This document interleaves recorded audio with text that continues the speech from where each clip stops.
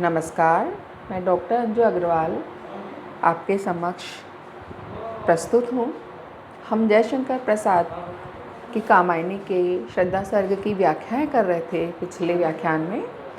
आगे हमारे पाठ्यक्रम में जयशंकर प्रसाद कृत आंसू के कुछ चयनित अंश हैं, उन चयनित अंशों की हम व्याख्या करेंगे। जयशंकर प्रसाद झरना के बाद आंसू में अपनी समझ शक्तियों के साथ हर भावना का पराग समेटे हुए, सारी विविधताओं का समन्वय किए हुए आंसू में उन्होंने बहुत ही प्रौढ़ और श्रेष्ठ कृति आंसू के रूप में हमको प्रदान की है। आंसू वास्तव में कवि की प्रौढ़ अमृतवाणी है, जिसमें न केवल इस कवि रूप का कलात्मक विकास हो चुका है, बल्कि जिसके सजग मानस ने जीवन के घात प्रतिघात को अत्यंत चेतन ढंग से सहा है, जिसने कल्पना और दर्शन के विरक्त कोठों में अपने आप को सुरक्षित नहीं रखा है, बल्कि जीवन के संघर्षों को अपने आप को पूरी तरह देकर कटु और मधुर अनुभवों को संचित किया है। यही संचित अनुभव जो हैं आंसू के गीत के रूप में प्रसाद जी ने गाए हैं, ये हम कह सकते हैं। उनके वास्तविक जीवन की तपन है। ये तपन उनमें किसी आध्यात्मिक या रहस्यवादी चेतना को अगर आंसू में हम ढूंढते हैं तो वो भ्रांति है। कवि की वेदना वास्तव में लौकिक है। काव्य में उस प्रियतम का जो कि बिछुड़ चुका है, स्पष्ट रूप में न आकर केवल सांकेतिक रूप से आना या किसी रहस्यवादिता का नहीं, बल्कि कवि के कलात्मक विकास का परिचायक है। मूल रूप से जो जलन या वेदना कवि के अंतर को मथ रही है, उसका रूप लौकिक है। उसी ने घनीभूत होकर कवि मस्तिष्क पर वो छा गई है और दुर्दिन में आंसू बन करके बरस पड़ी है। तो यहाँ पर कवि के गत जीवन में ऐसा कोई प्रेम वैभव रहा है, उसका ऐसा कोई प्रेम से परिपूर्ण अतीत रहा है जो कि अब नहीं है, अब ख़त्म हो चुका है, प्रेम टूट चुका है। और उस प्रेम के टूटने से उनके मन को बहुत ही गहरी ठेस लगी है।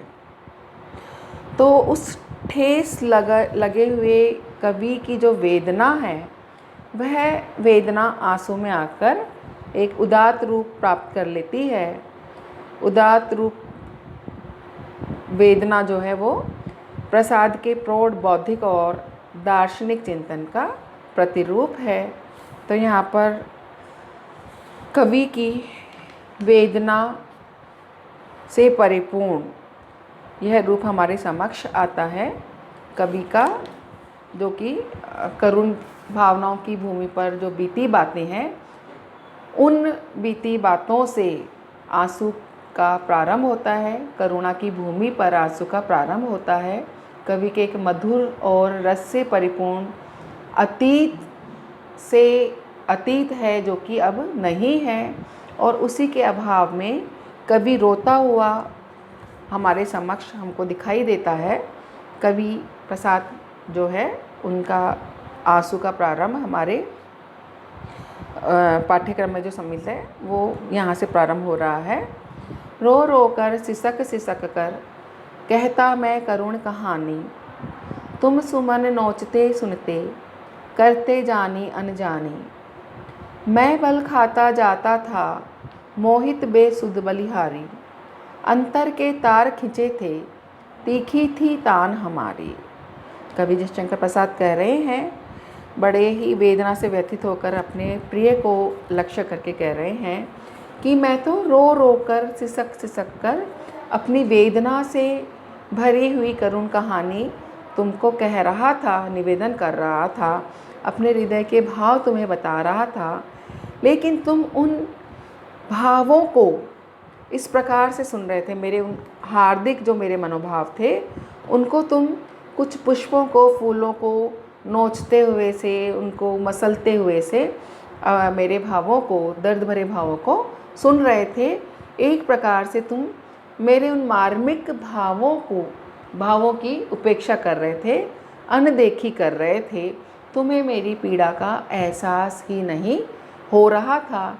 मेरी अनुभूतियों का जो घनापन था, तुम उसको नहीं समझ पा रहे थे, तुम उससे अनजान थे। मैं बल खाता जाता था, मोहित बेसुध बलिहारी, अंतर के तार खिंचे थे, तीखी थी तान हमारी। कि मैं तो तुम पर मुग्ध था, मोहित था, मैं तुम पर बलिहारी था, तुम पर निछावर जाता था। मोहित और मुग्ध अवस्था में तुम्हारे कारण मेरे अंतरतम से मेरे तार खिंचे हुए थे। तुम्हारे प्रति बहुत ही प्रेमिल भावनाएं थी, मेरी मधुर भावनाएं थीं, लेकिन तुम तो अपनी तीखी ही तान से तुम मेरे प्रति विरक्त थे। मैं तो तुम्हारे लिए बहुत तीखी तान लिए हुए था, तीखे भाव लिए हुए था प्रेम के, लेकिन तुम निरंतर मेरे इन भावों को अनसुना करती रही, अनदेखा करती रही, अनजान बनी रही, और मेरी भावनाएं और अधिक प्रबल होती ही चली गई। मेरा ये प्रेम तुम्हारे अनदेखा करने के बावजूद भी कम नहीं हुआ। तो यहाँ पर विरह व्यथा से पीड़ित हैं कवि, और अपनी भावनाओं की उपेक्षा होने के बावजूद भी उन भावनाओं का तीखापन कम नहीं हो रहा है। यही वेदना व्यथा यहाँ पर कवि रो रो करके सुना रहा है। तो यहाँ पर प्रिय मिलन की जो स्मृतियाँ हैं प्रसाद की, उन प्रिय स्मृतियों को बहुत ही सुंदर तरीके से इन्होंने चित्रित किया है। भावों के घनेपन को दिखाने के लिए, अतिशयता दिखाने के लिए यहाँ पर पद की आवृत्ति भी हुई है। उपमा और रूपक अलंकार हमको इसमें दिखाई दे रहे हैं। झंझा झकोर गर्जन था, बिजली सी थी नीरद माला, पाकर इस शून्य हृदय को सबने आ डेरा डाला। घिर जाती प्रलय घटाएं कुटिया पर आकर मेरी, तम चूरण बरस जाता था, छा जाती अधिक अंधेरी। वही प्रसंग आगे बढ़ रहा है, चल रहा है। कवि कह रहे हैं कि तुम्हारे वियोग के कारण, प्रिय वियोग के कारण जो मेरी तीव्र वेदना थी, तीव्र वेदना से मेरा हृदय भरा हुआ है, उसमें बड़ी ही हलचल मची हुई थी। कवि कह रहे हैं कि जिस प्रकार शांत और निर्मल आकाश में आंधी तूफान से प्रताड़ित होकर मेघमालाएं चारों ओर घिरकर सघन रूप से छा जाती हैं, उनके एक दूसरे से टकराने से गंभीर गर्जन होता है, बिजली चमक कर वातावरण को अपने चकाचौंध से भर देती है और घनघोर बरसात होने लगती है, उसी प्रकार से मेरे इस हृदय में भी शून्य आकाश में प्रियतमा की मधुर स्मृति का झंझावत तीव्रता से उठ करके हलचल मचा देता था। प्रिया के सघन केशों की मेघमाला मेरे हृदय में उल्लास रूपी बिजली देख करके, उल्लास की बिजलियाँ कौंधने लगती है। मेरा शांत हृदय प्रियतमा की स्मृतियों की हलचल से भर जाता है, और यह स्थायी सा मेरे हृदय में ही रुका रहता है। इसका बड़ा स्थायी सघन प्रभाव मेरे हृदय पर होता है। तो कवि कहता है कि मेरे शांत हृदय में प्रियतमा की स्मृतियाँ वेदना रूपी बादलों की घटाओं से इतनी सघन है कि इसमें प्रलय के समान अंधकार फैल जाता है।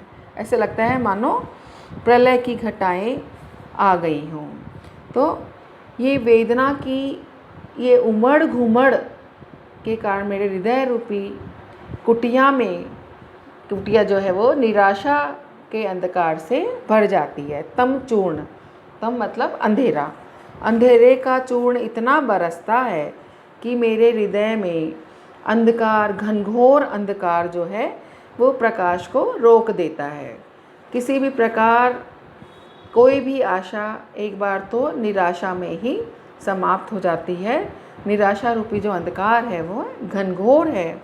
इस प्रकार से प्रिय की जो वेदना है, प्रिय वियोग की जो वेदना है, वह मेरे हृदय में अत्यधिक सघन है। तो यहाँ पर इस पूरे झंझाझकोर से लेकर नीरदमाला तक जो कवि कह रहे हैं, उसमें प्रलयकालीन जो दशा है इंसान की, किसी व्यक्ति की होती है, वही दशा कवि के हृदय की विवल दशा के रूप में हमको दिखाई दे रही है कि प्रेम की कैसी वेदना, कितनी गहन और गहरी अनुभूति कवि को उसके हृदय में हो रही है। तो यहाँ पर मानवीकरण, रूपक, अनुप्रास, श्लेष अलंकारों के माध्यम से कवि की घनीभूत वेदना हमारे समक्ष प्रखर होकर के आई है। आज हम यहीं तक की व्याख्या करेंगे। इसी कड़ी को कल अगले व्याख्यान में बढ़ाएंगे। धन्यवाद।